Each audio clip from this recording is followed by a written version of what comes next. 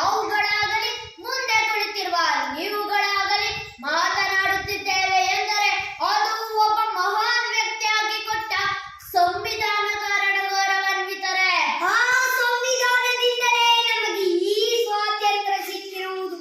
ಈ ಸಂವಿಧಾನ ಬರೆದ ಮಹಾನ್ ನಾಯಕರನ್ನ ನೆನೆಸಿಕೊಳ್ಳುತ್ತಾ ಅವರ ಬಗ್ಗೆ 5 ನಿಮಿಷಗಳ ಕಾಲ ನಮ್ಮ ಗುರುಗಳು ತಿಳಿಸಿದ ಒಂದಿಷ್ಟು ವಿಚಾರಗಳನ್ನ ಹೇಳಲು ಬಯಸುತ್ತೇವೆ ಗೌರವಾನ್ವಿತರೆ.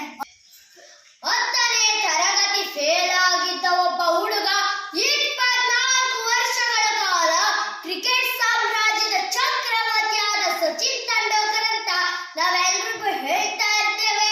ಪೆಟ್ರೋಲ್ ಬಂಕಿನಲ್ಲಿ ಕೆಲಸ ಮಾಡುತ್ತಿದ್ದ ಒಬ್ಬ ಹುಡುಗ ಕೋಟ್ಯಾಧಿಪತಿಯಾದ ಅಂಬಾನಿ ಅಂತ ಎಲ್ರಿಗೂ ಹೇಳ್ತಾ ಇರ್ತೇವೆ. ಆದ್ರೆ ಕ್ಲಾಸ್ ರೂಮ್ ಹೊರಗಡೆ ಒಂದು ಗೋಣಿ ಚೀಲದ ಮೇಲೆ ಕುತ್ಕೊಂಡು ಓದುತ್ತಿದ್ದ ಒಬ್ಬ ಬಡ ಹುಡುಗ ಈ ದೇಶದ ಮಹಾನ್ ಭಾಗ್ಯ ವಿಧಾತ, ಆಧುನಿಕ ಭಾರತದ ನಿರ್ಮಾತೃ, ಪ್ರಪಂಚದ ಜ್ಞಾನದ ಸಂಕೇತ, ಹಾಗೂ ಇಡೀ ದೇಶಕ್ಕೆ ಮಾದರಿಯಾದ ಅಂಬೇಡ್ಕರ್ ಬಗ್ಗೆ ಹೆಚ್ಚು ನಾವ್ ಯಾರಿಗೂ ಹೇಳೋದೇ ಇಲ್ಲ. ಭಾರತಾಂಬೆಯ ಪುಣ್ಯ ಗರ್ಭದಲ್ಲಿ ಜನಿಸಿ ಭಾರತ ಕೀರ್ತಿಯನ್ನು ದಿಗಂತರೆತ್ತರಕ್ಕೆ ಎತ್ತರಿಸಿದ ಬಹಳಷ್ಟು ಜನ ಮಹಾಜ್ಞಾನಿಗಳ ಸಾಲಿನಲ್ಲಿ ಡಾಕ್ಟರ್ BR ಅಂಬೇಡ್ಕರ್ ಅಗ್ರಗಣ್ಯರು. ತಮ್ಮ ಬದುಕು, ವ್ಯಕ್ತಿತ್ವ, ಕೊಡುಗೆಗಳ ಮೂಲಕ ಕಾಲನ ಕಿರೀಟದ ಮೇಲೆ ತನ್ನ ಹೆಸರು ಚಿರಸ್ಥಾಯಿಯಾಗಿ ನಿಲ್ಲುವಂತೆ ಕೆತ್ತಿ ಹೋದ ಈ ಮಹಾಪುರುಷ ಅದು ಡಾಕ್ಟರ್ ಬಾಬಾ ಸಾಹೇಬ್ ಅಂಬೇಡ್ಕರ್ ಅವರ ಗೌರವಾನ್ವಿತರೆ.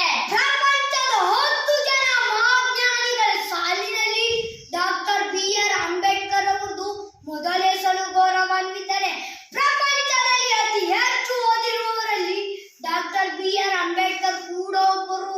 ಬಡತನದಲ್ಲಿ ಹುಟ್ಟಿ ಹೆಜ್ಜೆಗೂ ಅವಮಾನಗಳನ್ನ ಸಹಿಸಿಕೊಂಡು ತನ್ನ ದೇಶದ ದೀನ ದಲಿತರ, ಹಿಂದುಳಿದ ಜನರ ಉದ್ಧಾರ ಮಾಡಲಿಕ್ಕಾಗಿ ವಿದೇಶಕ್ಕೆ ಹೋಗಿ 52,000 ಪುಸ್ತಕಗಳನ್ನ ಓದಿ ಮತ್ತೆ ಭಾರತಕ್ಕೆ ವಾಪಸ್ ಬಂದು ಭಾರತದಲ್ಲಿ ಶಿಕ್ಷಣ ಮಾಡಿದ ಮಹಾಪುರುಷ ಅದು ಡಾಕ್ಟರ್ BR ಅಂಬೇಡ್ಕರ್ ಅವರ ಗೌರವಾನ್ವಿತರೆ. ಅವರು ಹೇಳುತ್ತಾರೆ, ಅರಿದ ಬಟ್ಟೆಯನ್ನಾದರೂ ತೊಡು, ಕೈಯಲ್ಲೊಂದು ಪುಸ್ತಕವಿರಲಿ. ಅರಿದ ಬಟ್ಟೆಯನ್ನಾದರೂ ತೊಡು, ಕೈಯಲ್ಲೊಂದು ಪುಸ್ತಕವಿರಲಿ. ಒಂದು ದೇವಾಲಯವನ್ನ ಕಟ್ಟಿದರೆ ಅಲ್ಲಿ 100 ಭಿಕ್ಷುಕರು ಹುಟ್ಟುತ್ತಾರೆ. ಒಂದು ದೇವಾಲಯವನ್ನ ಕಟ್ಟಿದರೆ ಅಲ್ಲಿ 100 ಭಿಕ್ಷುಕರು ಹುಟ್ಟುತ್ತಾರೆ. ಅದೇ ಒಂದು ಗ್ರಂಥಾಲಯವನ್ನ ಕಟ್ಟಿದರೆ ಅಲ್ಲಿ ಜ್ಞಾನಿಗಳು, ವಿದ್ವಾಂಸರು ಹುಟ್ಟುತ್ತಾರೆ ಎಂದು ಹೇಳಿದವರು ಡಾಕ್ಟರ್ BR ಅಂಬೇಡ್ಕರ್ ಅವರು ಗೌರವಾನ್ವಿತರೆ. ಪ್ರಪಂಚದಲ್ಲಿ 70 ದೇಶಗಳ ಸಂವಿಧಾನವನ್ನು ಅಧ್ಯಯನ ಮಾಡಿದ ಜಗತ್ತಿನ ಏಕೈಕ ವ್ಯಕ್ತಿ ಅದು ಡಾಕ್ಟರ್ BR ಅಂಬೇಡ್ಕರ್ ಅವರ ಗೌರವಾನ್ವಿತರೆ.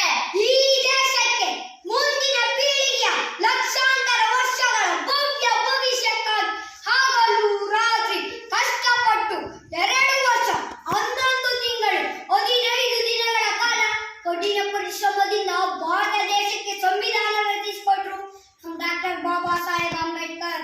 ಅದು ಅಂತಿಂತ ಸಂವಿಧಾನವಲ್ಲ, ಪ್ರಪಂಚದಲ್ಲಿ ಅತಿ ದೊಡ್ಡ ಸಂವಿಧಾನವನ್ನು ರಚಿಸಿಕೊಟ್ಟು that is doctor Baba Saheb Ambedkar ಅವರ ಗೌರವಾನ್ವಿತರೆ. ಈ ಸಂವಿಧಾನ ಬಲದಿಂದಲೇ ತೀವಾರುತ್ತಿದ್ದ ಒಬ್ಬ ಹುಡುಗ ಈ ದೇಶದ ಪ್ರಧಾನಿಯಾಗಿದ್ದಾರೆ ನಮ್ಮ ನರೇಂದ್ರ ಮೋದಿ. ಹಳ್ಳಿಗಾಡಿನ ರೈತ ಕುಟುಂಬದಲ್ಲಿ ಹುಟ್ಟಿದ ಹುಡುಗ ಈ ದೇಶದ ಪ್ರಧಾನಿಯಾಗಿದ್ರು ನಮ್ಮ ದೇವೇಗೌಡರು. ಮನೆ ಮನೆಗೂ ಪೇಪರ್ ಹಾಕಿ ಜೂರ ಮಾಡ್ತಿದ್ದ ಒಬ್ಬ ಹುಡುಗ ಈ ದೇಶದ ರಾಷ್ಟ್ರಪತಿಯಾಗಿದ್ರು ನಮ್ಮ APJ ಅಬ್ದುಲ್ ಕಲಾಂ. ಬಡ ರೈತ ಕುಟುಂಬದಲ್ಲಿ ಹುಟ್ಟಿದ ಹುಡುಗ ಈ ದೇಶದ ರಾಷ್ಟ್ರಪತಿಯಾಗಿದ್ರು ನಮ್ಮ ರಾಮನಾಥ್ ಕೋವಿಂದ್. ಹಳ್ಳಿಗಾಡಿನಲ್ಲಿ ಹುಟ್ಟಿದ ಹಿಂದುಳಿದ ಒಬ್ಬ ಹುಡುಗ ಈ ರಾಜ್ಯದ ಮುಖ್ಯಮಂತ್ರಿ ಆದ್ರು ನಮ್ಮ ಸಿದ್ದರಾಮಯ್ಯ. ಈ ರೀತಿಯ ಸತ್ಯ ಘಟನೆಗಳು ಒಂದೇ ಎರಡೇ 1000 ಲಕ್ಷಾಂತರ ಸತ್ಯ ಘಟನೆಗಳು ನಮ್ಮ ಕಣ್ಮುಂದೆ ಇದೆ ಗೌರವಾನ್ವಿತರೆ. ಇದಕ್ಕೆಲ್ಲ ಕಾರಣ ಡಾಕ್ಟರ್ BR ಅಂಬೇಡ್ಕರ್ ಅವರು ಬರೆದ ಸಂವಿಧಾನಕಾರನ ಗೌರವಾನ್ವಿತರೆ.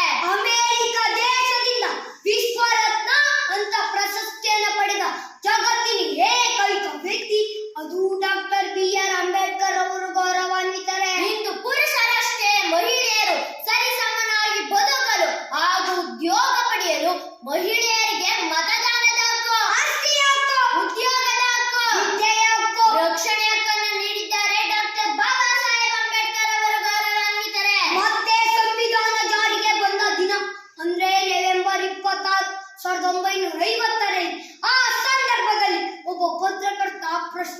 ಬರೆದಿದ್ದಾರೆ.